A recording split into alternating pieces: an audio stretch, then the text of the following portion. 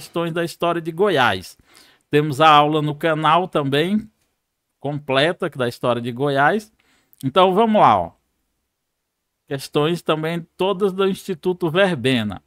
Leia o texto. Então, Goiás vivo, country, caltropira, sertanejo, carnavalesco, nenhum rótulo é maior que sua dimensão histórica, permeada de heterogêneas faces de um mesmo rosto. Qualquer rotulação será mera expressão de um pedaço do seu todo, de sua mesclagem cultural, de suas simbioses geradoras de talentos de sua gente. Goiás tem um útero macunaímico. O que é isso, professor?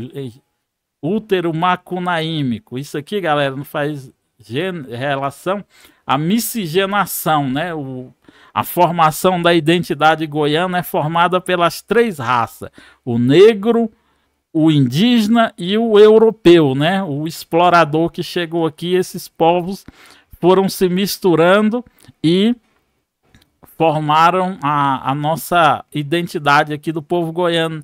Nossa, porque eu me incluí, né? Eu não sou goiano, eu sou piauiense, mas adotei esse estado aqui como meu estado do coração. Então amo meu Goiásão. Então vamos lá, galera. Então ele tem um útero macunaímico, ou seja, toda essa miscigenação, né, de raça, de cultura, tudo, né? Formação geral entre o urbano e o rural, né? Goiás tem essa mistura, né, da roça com o urbano. A arte decor, né, que foi a arte que foram criadas os prédios de Goiânia. O berrante, os sampleados em múltiplos tons, né? O que é sampleado? É aquelas batidas de hip hop, né? Que a galera usa os samples, as batidas de músicas americanas e fazem os samples, as batidas, as bases para cantar e dançar o hip hop. Tá vendo? O professor Chagas vai desde as poesias de Homero até o samba carioca e o funk carioca e o rap nacional. É isso aí, galera. A gente tem que ser inteirado de tudo no mundo dos concursos, né? Para poder construir uma bagagem legal, tanto para a vida como para os estudos, né? Tudo que a gente aprende na vida tem que ser absorvido. Tudo que a gente aprende tem que ser absorvido para a vida. Uma hora ou outra, em algum momento, a gente vai usar isso, né? Então, por qual motivo o texto apresenta a dificuldade de rotular Goiânia? Por qual, galera? Pela sua diversidade cultural? Pela sua desorganização política? Então, já podemos... Pelo movimento migratório? Poderia ser, né? Mas não é isso. Pelo atraso tecnológico? Também não, né, galera? Então, Goiânia é difícil de rotular pela sua diversidade cultural, como nós vimos lá, né? Tem caipira, tem música sertaneja, tem hip hop, tem arte decor, tem tudo. É um caldeirão cultural a cidade de Goiânia. Então, a nossa resposta correta aí é a nossa letra A. Beleza? Vamos lá para a nossa questão número 2, né? Que vai falar aí, ó. Leia. O plano de manejo do Parque Nacional da Chapada dos Veadeiros indica que a administração do parque tem elaborado relatórios de ocorrência de incêndio desde a década de 90, o que favorece definições de medidas de incêndio. De acordo com esse documento, entre os anos de 1990 e 2003, dos 95 registros, 41 foram criminosos, 41%. 20% foram episódios, a causa foi desconhecida, e 15% resultaram de queima de pasto, né? E 19% um conjunto de 5 outras causas, como raio, aceiro, garimpo, incendiário e acidentes de carro. Vamos lá responder a questão. Então, segundo o texto, os dados do texto indicam a necessidade para conter os incêndios, o quê? Investir no turismo local? Claro que não, né? Encerrar o acesso humano à Serra dos Veadeiros também não seria a causa. Restringir as práticas esportivas? Também não, né? E o quê? Estimular a educação ambiental nas pessoas, né? Fazer com que elas enxerguem o valor do meio ambiente, né? E tenham um sentimento de pertencimento aí por essas florestas, essas áreas ambientais. Questão número 3. Ainda falando, ó, de povos originários. Quem são os povos originários, galera? Os índios, né? Que já estavam aqui com a chegada dos colonizadores, né? Então, além dos povos originários, em sua amplitude de etnias, populações quilombolas e camponesas se territorizaram no Cerrado e construíram novas formas de vida conectadas com a natureza regional. Com o desaparecimento das espécies e ecossistema, desaparece de igual modo o conhecimento sobre eles, que foi acumulado historicamente pelas populações tradicionais. Quem são as populações tradicionais? Os índios, né, os indígenas e os quilombolas, né? Qual prática contribui para o desaparecimento mencionado no texto? O turismo ecológico, o desmatamento ambiental, o aquecimento global ou a ocupação humana? Qual vocês acham que é? A galera tá dizendo que a letra D é a ocupação humana. Galera, nós mandamos novamente um material, tá? Com um gabarito. Uma colega identificou e que estava errado, tá? O último material que a professora Delma mandou eu corrigir. A nossa resposta correta é a nossa questão 3, né? Essa aqui é a questão 3. A nossa resposta correta é a letra B, tá? É o desmatamento ambiental, tá? Que vai fazer com que... Ó, é só você ler o texto, ó. Ó. Com o desaparecimento, desaparece, Então, aquecimento global não tem nada a ver. A ocupação humana, né? Poderia ser a ocupação humana, mas a banca considerou o desmatamento ambiental. Eu marcaria junto com vocês a ocupação humana, né? A ocupação das terras ali para agricultura de expansão.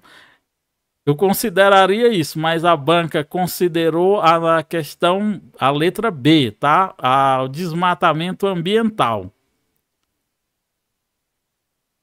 O Carlos Henrique disse que interpretou como ocupação humana. Eu responderia também como ocupação humana, mas a banca, né, segundo esse artigo aqui, ó, depois vocês leiam, galera, esse artigo aqui, ó, só copiar ele aqui, ó, e colar lá no navegador e leiam para ver como que tá lá o texto desse Rodrigo Maciel Soares sobre o Cerrado Goiano, sobre os agrotóxicos e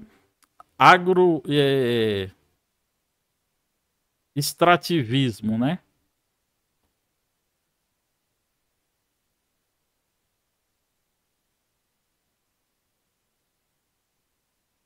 Isso, os povos originários, eles dupla interpretação, né? O Bruno disse que acertou, eu entendi que desapareceu a convivência do homem com a natureza. Dupla. A Viviane, toda hora eu confundo, Os povos originários, eles conviviam juntos, isso mesmo. Tinha quilombos, né, que estavam tanto negros, tinha índios, foragidos, né? Tinham até brancos que viviam em condições miseráveis, que eram acolhidos nesses quilombos, né? Que foi a primeira forma de manifestação cultural, a manifestação pela liberdade, né? Que aconteceu foram os quilombos. Questão número 4. Vamos lá, leia o texto. Sucede-se que Dom Luís de Mascarenhas, e quando veio a esta comarca, achou governando o tal Bartolomeu Bueno, né? A quem honrou e estimou muito, mas no seu tempo faleceu com 106 anos de idade, sempre ágil e senhor de suas ações, até que expirou, pois se conta que na véspera do seu falecimento fora tomar os sacramentos à igreja, pelo seu pé, e depois disso buscou todos os moradores em suas próprias casas, de quem se despediu, com quem fazia a viagem do outro mundo, a quem não deixa de ser remarcável, né? Então temos um texto aqui sobre o Bartolomeu Bueno da Silva, o Anhanguera, e aí o relato apresentado contribui para a imagem de Bartolomeu. Esse relato contribui para ele como? Dá a entender que ele era o quê? É isso que a pergunta, a questão está perguntando. Esse relato que você acaba de ler dá a entender que o Bartolomeu Bueno da Silva, o bandeirante, o que descobriu ali o ouro, né? E fez muita perversidade com os índios e próprio com os negros. Por esse texto dá a entender que ele era o quê? Ele era um explorador e colonizador da cidade. Ele era violento e educado com os indígenas. Ou ele era um herói e desbravador de Goiás. Ou era um guerreiro e gerador de trabalho. Qual vocês acham?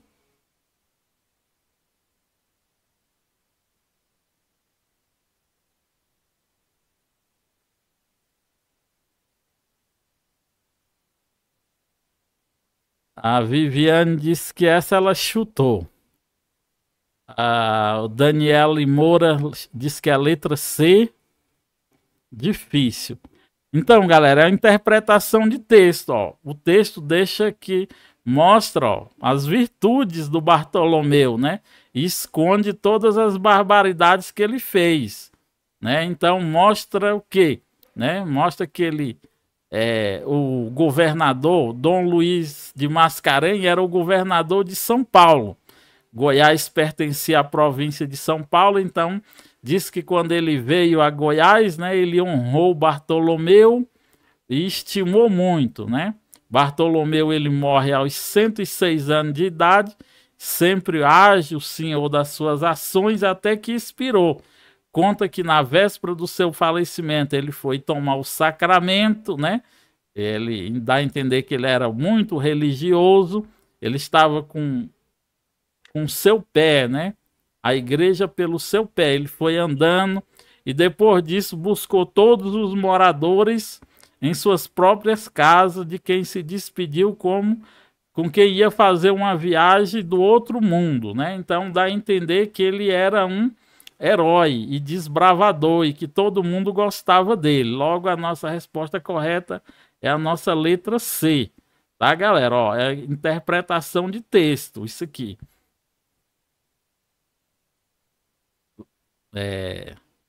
Vamos lá para a questão número 5, né? A questão número 5 vai falar aqui de o ponto zero do Brasil não é, portanto, a chegada das caravelas portuguesas.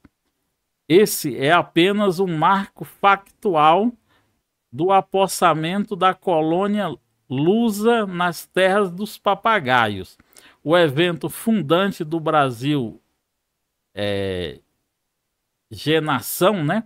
É o abandono da, É o abandono da costa rumo ao deserto das terras interiores.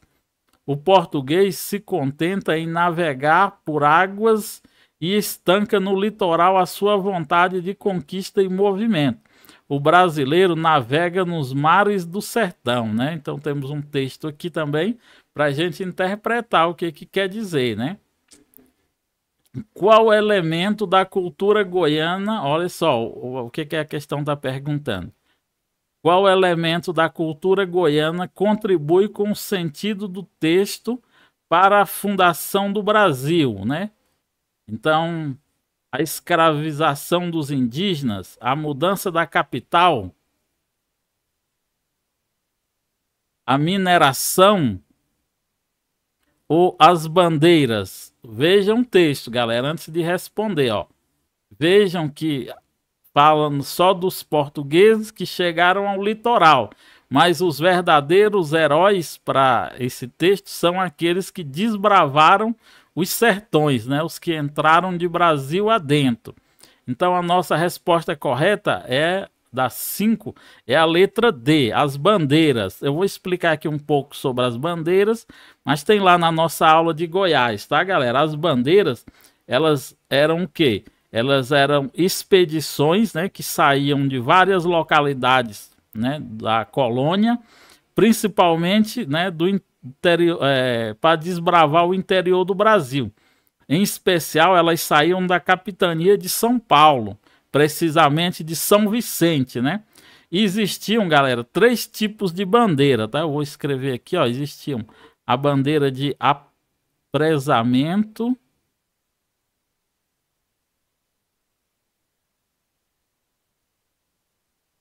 existia a bandeira de sertanismo,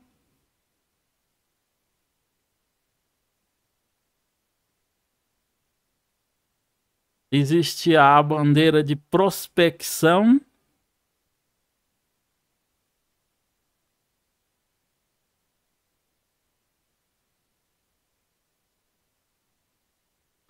existiam também 2 outros movimentos, que eram as entradas, que nós chamamos de entradas, e as descidas. Vamos entendê-las.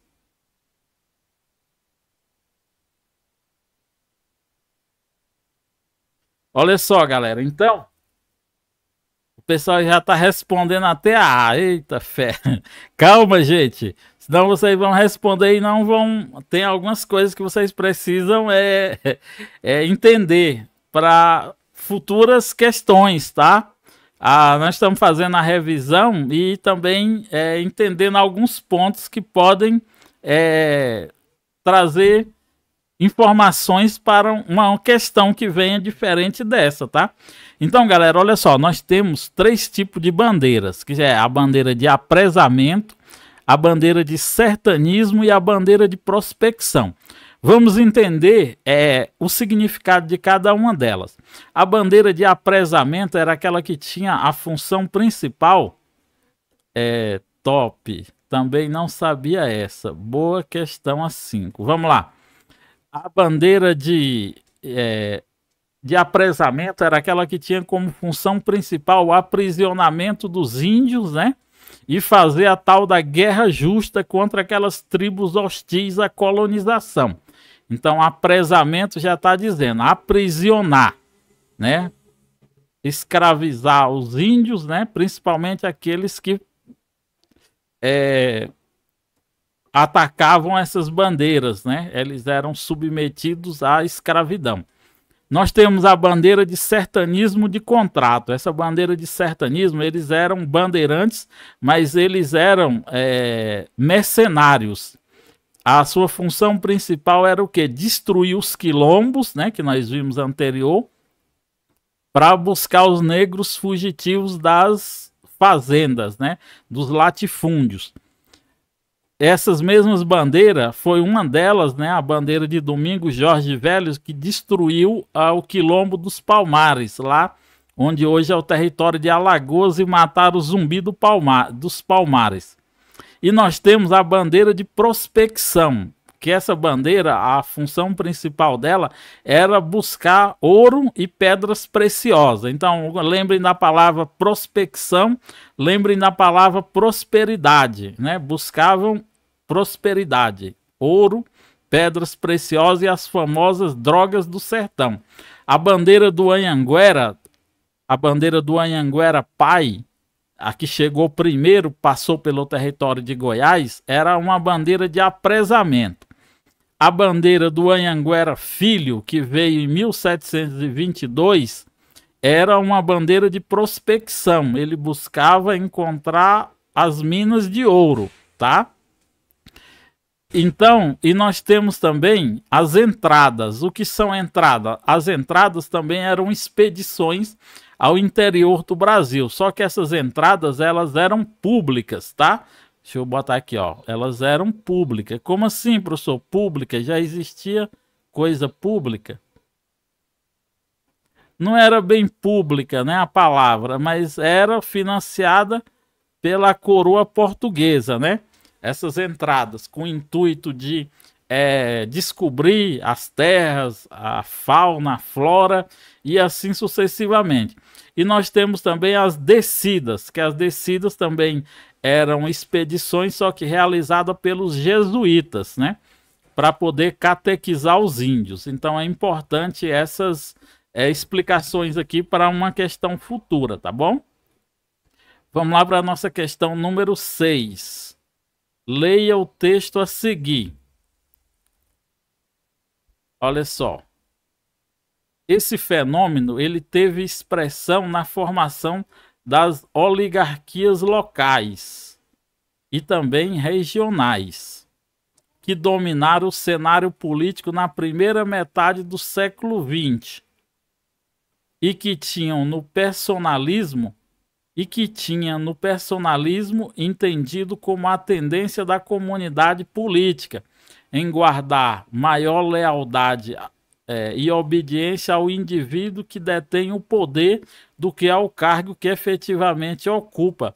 A sua característica marcante, que era a sua característica marcante, né?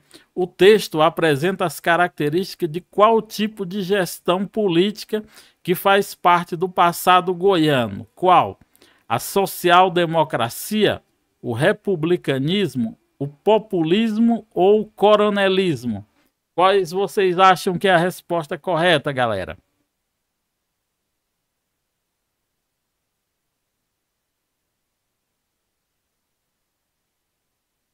Isso mesmo. Maísa Oliveira já respondeu aqui. Maísa, você também é graduada em História, né? Eu acho que eu já vi você comentando num grupo, não sei se é você, mas eu já vi uma Maísa que também é professora de História. Ela é pedagoga e também formada em História. Isso mesmo, todo mundo está dizendo que é a letra A. Isso mesmo, galera. Nossa resposta correta é a letra A, né? Que o que é o coronelismo? Foi um fenômeno que surgiu, ele não surge precisamente durante a República Oligárquica. Ela disse que ela é dona de casa. Então é outra Maísa, tá bom? Eu já vi que ela é pedagoga e também ela é professora de História. Ela é graduada em História. Então, galera, vamos lá entender aqui. Então, o coronelismo, né, como ali apresenta, né, diz que ele surgiu durante a República Oligárquica, mas ele acontece bem anterior, na época da regência, né, quando para manter a unidade do país, né, o Brasil não tinha um exército suficiente para combater todas as revoltas que estavam acontecendo, e aí os gestores na época da regência vão fazer uso do jagunço dos coronéis, né, dos fazendeiros, né, que até então não eram chamados de coronéis. Esse nome coronel ele vai surgir a partir da criação de um outro braço militar chamado de um braço militar chamado de a Guarda Nacional. Essa Guarda Nacional não era composta por militares, mas nomeados, né? Principalmente esses fazendeiros ricos que tinham verdadeiros exércitos particulares. Então, para manter a unidade nacional, né, o Estado vai fazer uma aliança com esses caras. E aí eles vão receber títulos e patentes militares, né? Existe até nas fotos que o exército usava aquela roupa azul, né, tipo os dragões da independência. Enquanto que a força não, a Guarda Nacional, ela usava um uniforme preto, né? A gente vê direto nas fotografias que os coronéis usavam um uniforme parecido de militar, só que preto, né? E aí esses caras vão desenvolver grande poderio, né? Porque agora eles têm patentes militar e vão dominar o cenário político, né? Através do voto de cabresto. Nessa época, o voto era um voto aberto, então todo mundo sabia quem você votava. Se você não votasse, o coronel mandava quebrar suas pernas ou até te expulsar das suas terras. E ou você votava no coronel ou no político dele. Aqui em Goiás nós temos três famílias, né, que representam essas velhas oligarquias, né, que eram a família dos Fleury, os Bulhões e por último os Caiados, né, que foram a última família oligárquica de verdade ali que exerceu poder na cidade de Goiás, que eles vão perder o poder somente na Revolução de 1930, quando Getúlio Vargas toma o poder e nomeia Pedro Ludovico como interventor aqui em Goiás. Uma das políticas de Pedro Ludovico é o quê? Tirar o poder da mão dessas oligarquias, transferindo a capital do estado da cidade natal desses caras, que era uma cidade de Goiás, para uma outra localidade mais ao centro, um local neutro, né, em que ainda não tinha uma espécie de poder constituído ali. Então é assim se dá a história do coronelismo. Vamos avançando aí para a nossa questão número 7, que ainda tem bastante coisa e vamos correr, senão daqui a pouco já está na hora, já são 6 horas. Vamos lá. Nas décadas de 1940 e 1950, diversas lutas camponesas tiveram como um dos fatores as políticas de colonização agrícola do governo federal, as chamadas frentes de expansão, no norte de Goiás.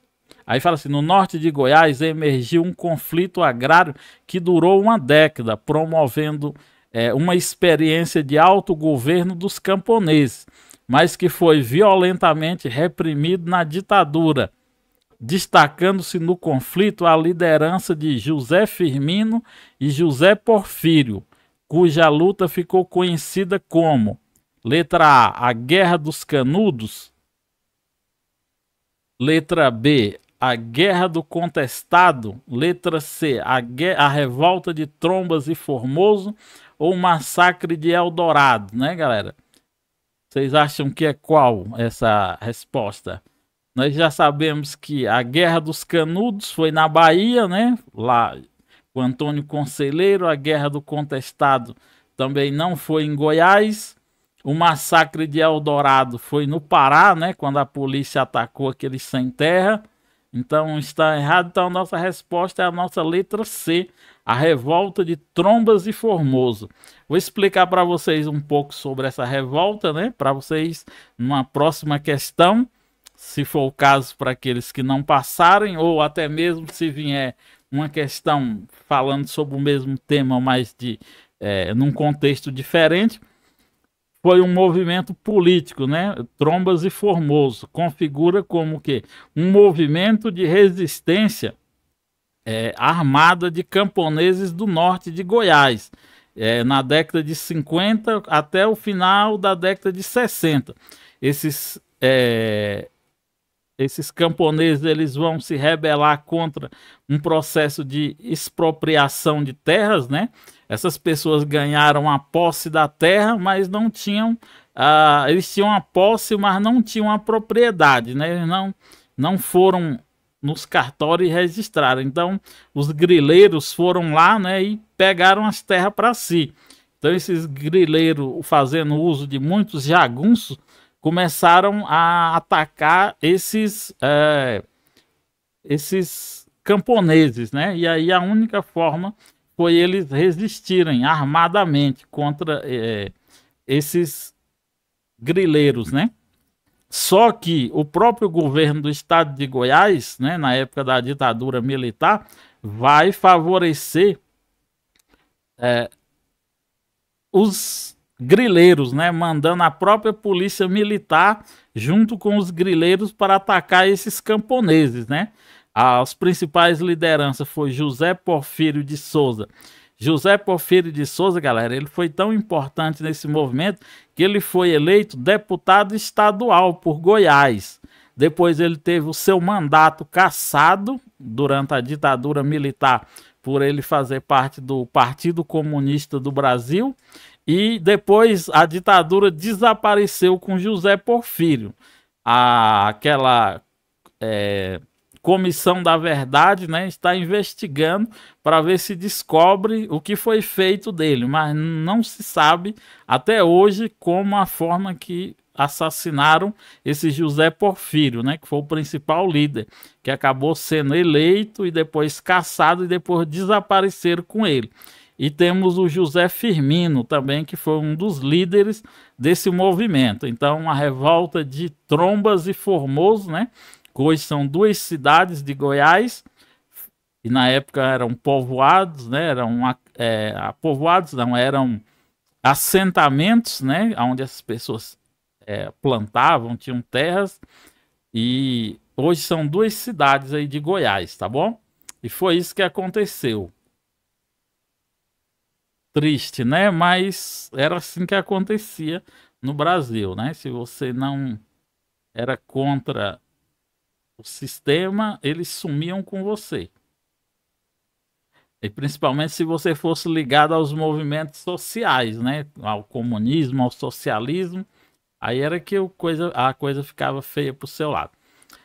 Vamos falar agora sobre o contexto do ouro, né? Sobre o processo de colonização, né? De colonização não, como é que chama? O processo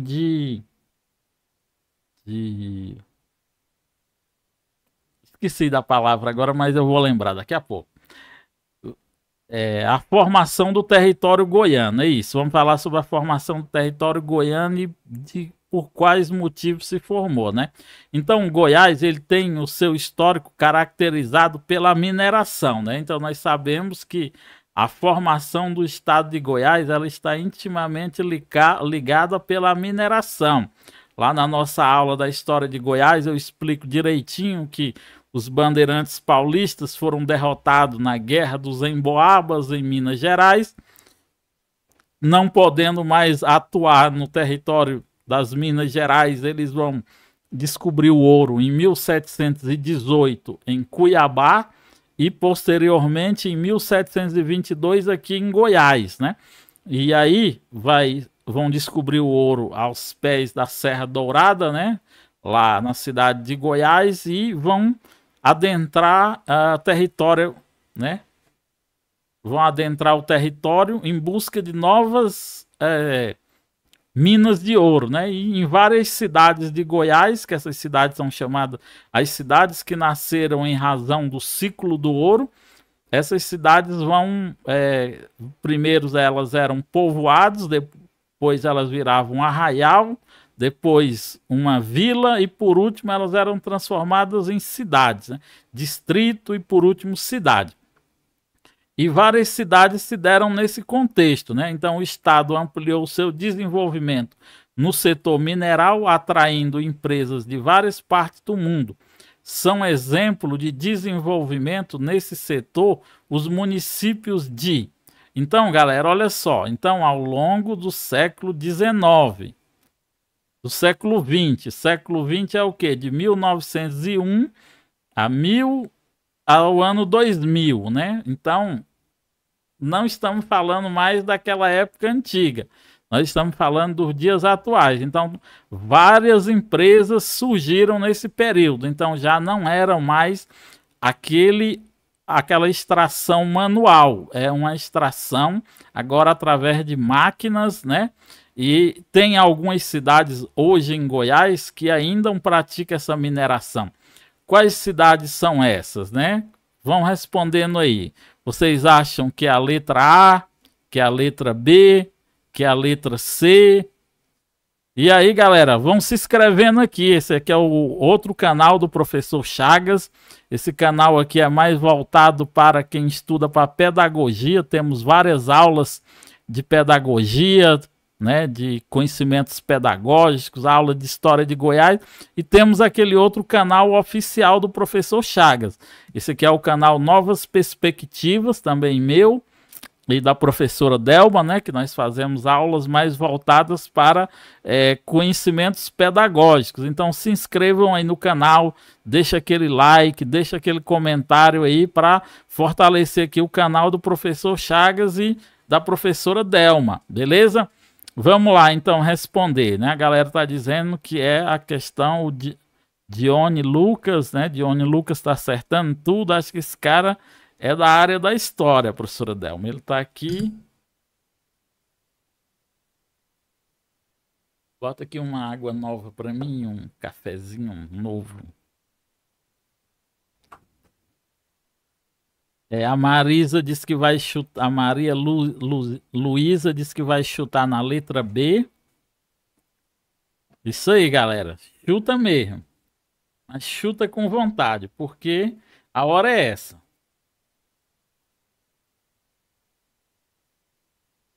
Então, galera, olha só, vamos responder aí. A nossa resposta correta é verdadeiramente a letra B, tá?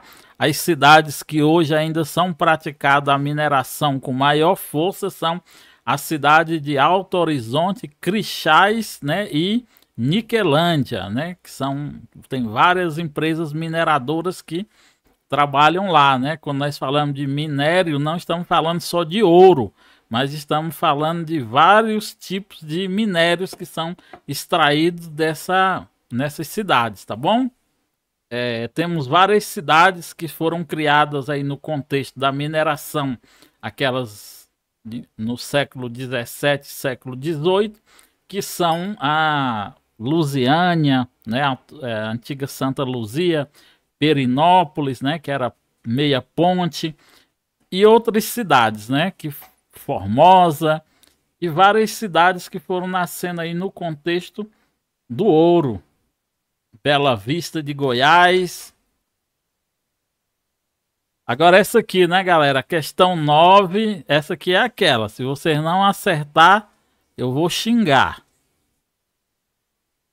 O bioma, ou seja, a vegetação que predomina no estado de Goiás é qual, galera? Bora lá em peso. Olha, a Mari disse que chutou por conta de Niquelândia. É isso mesmo, minha amiga. Ó, na hora que a gente não tem certeza, a gente procura alguma coisa para se segurar. Então, Niquelândia, né, já está dizendo, é a cidade do níquel, né? Niquelândia vem de níquel, que é um minério que tem muito lá. Então, você fez muito bem, né? Acertou porque achou uma cidade que tem grande quantidade de minério, né, hoje em dia, e tem várias empresas. É assim que a gente acerta a questão. Tem vezes que a gente nem sabe, mas por, né, despertar um start, um gatilho mental, você acaba que acerta a questão. É isso aí, ó. Isso, ó. Todo mundo em peso aí, marcando letra C. Diz que essa aqui foi dada. É isso aí. Então aqui é aquela questão para você correr pro abraço. Então, resposta correta, letra C, né? Cerrado. Vamos agora, galera. Nossa questão número 10, falar das manifestações culturais e religiosas de Goiás, né? Aí nós temos o que? As cavalhadas, nós temos as congadas, a festa do Divino Pai Eterno, temos a procissão do fogaréu, que elas são manifestações culturais que demonstram que a cultura popular goiana ela tem grande influência de quê? Da esfera política, do campo religioso, do mundo do trabalho ou do desenvolvimento industrial. Bota o número da questão, galera. 9, 10, para a gente poder saber de qual vocês estão falando.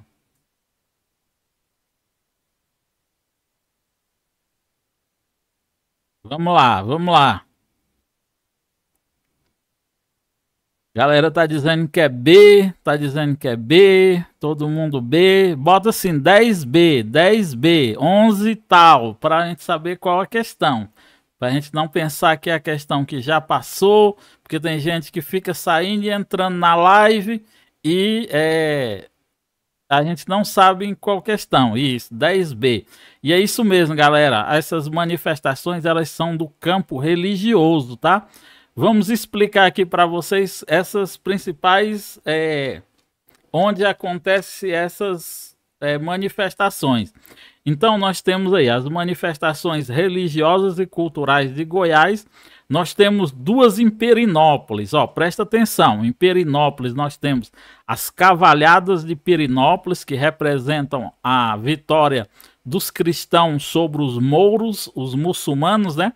Quando são expulsos da Península Ibérica, de onde hoje é o estado de Portugal, o país de Portugal e o país da Espanha. E temos também a festa do Divino Espírito Santo. Cuidado, tá, galera? Ó, festa do Divino Espírito Santo é na cidade de Perinópolis. Festa do Divino Pai Eterno acontece onde? Na cidade de Trindade. E temos também as congadas. O que são as congadas? As congadas são uma festa de sincretismo religioso. O que é isso, professor?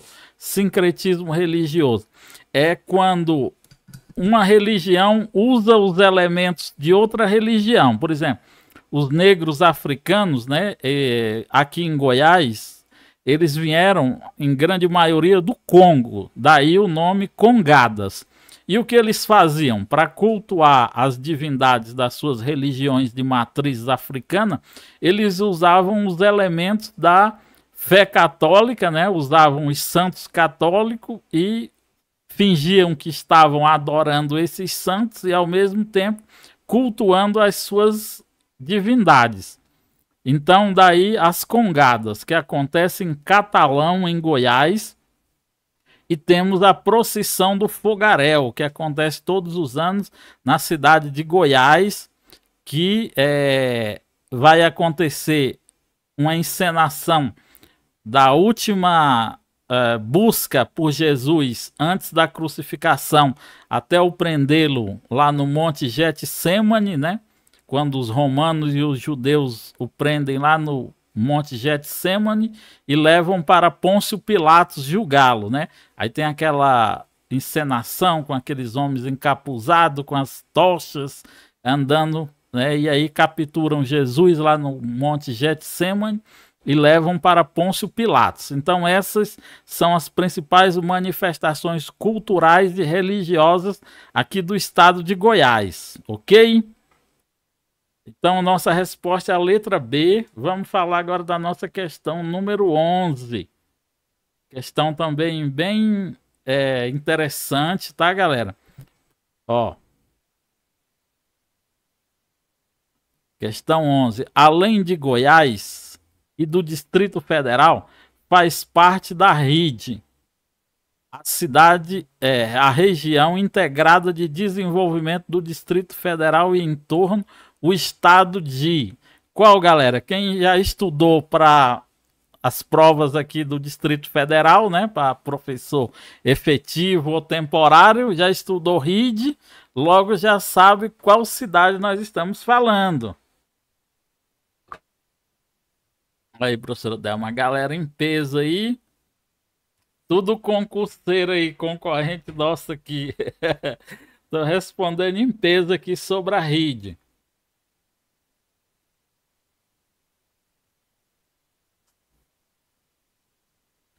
Bora lá, galera. Respondendo aí. Questão 11. Galera tá dizendo que a letra C. Minas Gerais. Estão dizendo que quem compõe a RID é o estado de Goiás, as regiões administrativas do Distrito Federal. E estão dizendo que é o estado de Minas Gerais. E é isso mesmo, galera. A resposta correta da nossa letra, questão 11, é a letra C, tá? Minas Gerais é que forma a RID. A RID, galera, ela é a região integrada de desenvolvimento do Distrito Federal e em torno. ela é composta por 33 municípios. Esses municípios são 29 municípios goianos,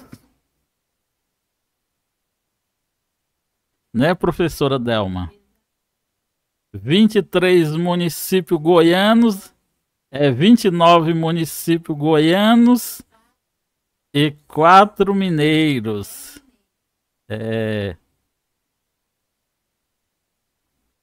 E mais as regiões administrativas do Distrito Federal.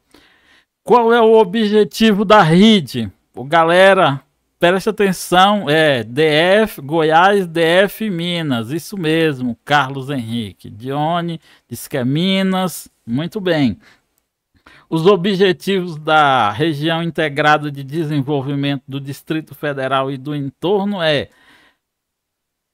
fortalecer as políticas públicas, né, em conjunto nessas cidades que compõem a região, né, tanto na área de transporte, logística e infraestrutura.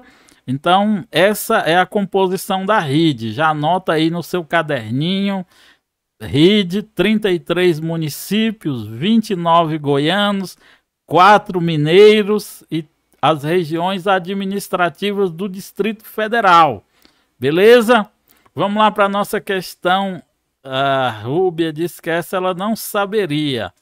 Mas agora você sabe, minha amiga. Estudou com o professor Chagas. Se cair alguma coisa, você vai detonar. Tá vendo? Leia o texto a seguir. Apenas Goiânia e Anápolis, em 1975, concentraram 20% das unidades industriais do território goiano. A indústria goiana durante o século XX segue um contínuo movimento de concentração, dispersão e especialização. Aí a questão fala aqui, ó, o século XX em Goiás,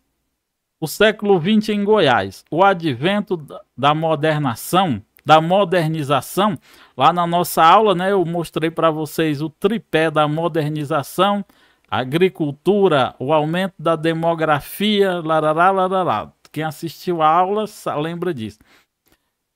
Goiânia, né, o advento, o processo de industrialização do estado de Goiás teve como consequência o que, galera? O aumento dos desequilíbrios regionais, o enfraquecimento da agricultura, a preservação do meio ambiente ou a valorização do artesanato. Digam aí, vocês acham o que essa industrialização em Goiás gerou, né? Trouxe muitas vantagens, mas também trouxe, né, como sempre, o desenvolvimento traz vantagens e também desvantagens, tá?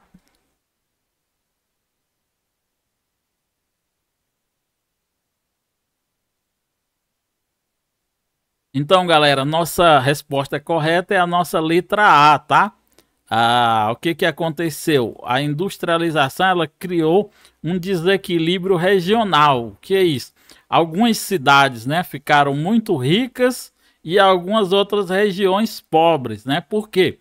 Porque houve uma grande migração, né? As pessoas migraram dessas cidades, né, para as cidades onde estavam sendo industrializadas, né? Isso, ó, o pessoal está dizendo, já diz o enunciado, isso mesmo, né? Interpretação e compreensão do texto, né? A questão já está dada, né? Então, vai haver essa discrepância, né, de região, principalmente a região norte, lá mais para o norte do estado, vai continuar uma região mais pobre em relação às cidades do sul de Goiás, né, como a própria cidade de vocês, Catalão, Rio Verde, né, que são cidades enormes e grandes, né, em desenvolvimento e também em riqueza. Vamos lá para a nossa questão número 13, para a gente ir finalizando aqui sobre a história de Goiás.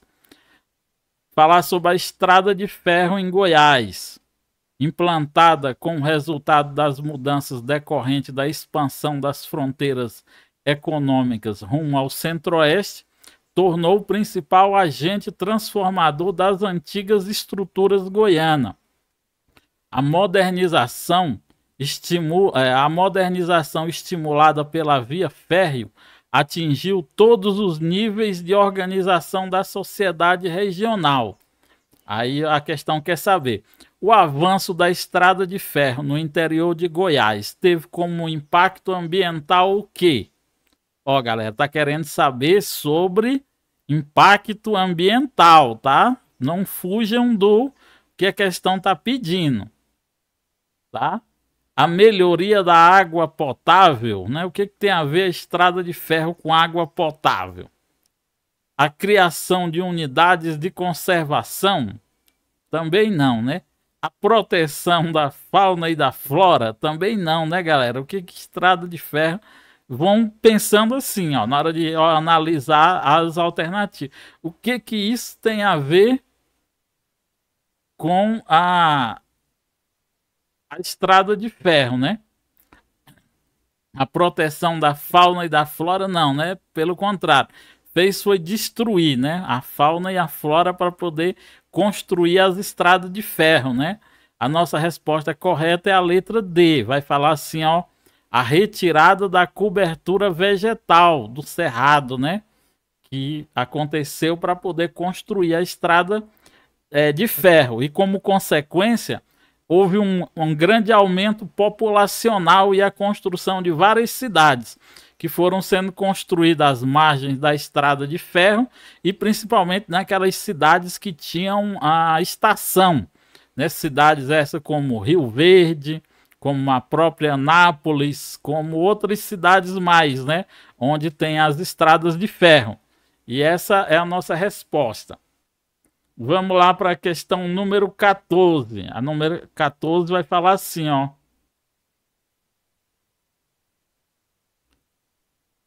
Leia o texto. Depois de mais de 30 anos, a ferrovia Norte-Sul, ó, ainda falando, tá vendo? A banca, quando fala do estado de Goiás, ela gosta muito da história do estado. Ela quase não cobra questões relacionadas à geografia. Ela cobra mais relacionada à história, né? Ou quando cobra a geografia, ele está inserido no contexto histórico.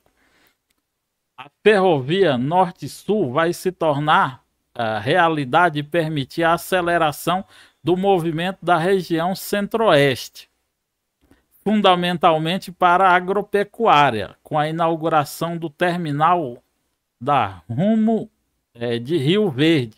A ferrovia completa 2.257 quilômetros e atravessa 4 regiões. Aí a pergunta: uma das principais vantagens trazidas pela ferrovia Norte-Sul aos estados do Centro-Oeste é o que, galera? Vamos lá, analisar. A galera já está respondendo. A galera está, principalmente o Dione, ele não tem paciência. É o TDAH comendo na alta. Desculpa, tá, Dione? É só brincadeira mesmo. Diminuir a burocracia do transporte, oferecer grandes flexibilidades de rota, ou facilitar chegadas de produto até o litoral, ou facilitar a entrega de carga direto ao consumidor final. Resposta correta, né? Nossa letra C, facilitar a chegada dos produtos até o litoral, né? A estrada norte e sul, ela vai desde uma cidadezinha lá no Pará, que agora eu não lembro o nome, até, né, o Porto de Santos, em São Paulo, né? Transportando aí, cruzando o Brasil inteiro, né? Passando aí e levando produtos. Essa é a ferrovia norte-sul. Vamos para a nossa questão número 15. Que vai pedir para a gente observar esse mapa. Ó, galera, observe o mapa que é o mapa do Brasil na época, né, da chegada dos colonizadores ao território onde hoje é o território de Goiás. Então, olha só, então temos aqui uma estrada, que era a rota, né? Então, ó, as partes marcadas com pontilhados e setas correspondem ao o que, galera? Ao trajeto dos bandeirantes no século XVI, ao caminho dos imigrantes no século XIX, ao fluxo de escravizados no século XVI ou percurso dos indígenas no século XX. Quais vocês acham que é a resposta correta?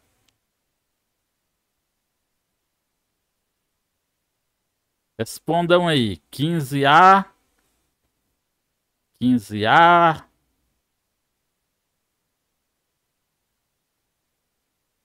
E é isso mesmo, galera. Olha só, esse tracejado aqui representa o trajeto, né, que os bandeirantes faziam no século XVI para chegar à região, né? Então tinha essa picada que saía desde São Paulo, né? Esse trajeto, né, ponto de partida é São Vicente, em São Paulo.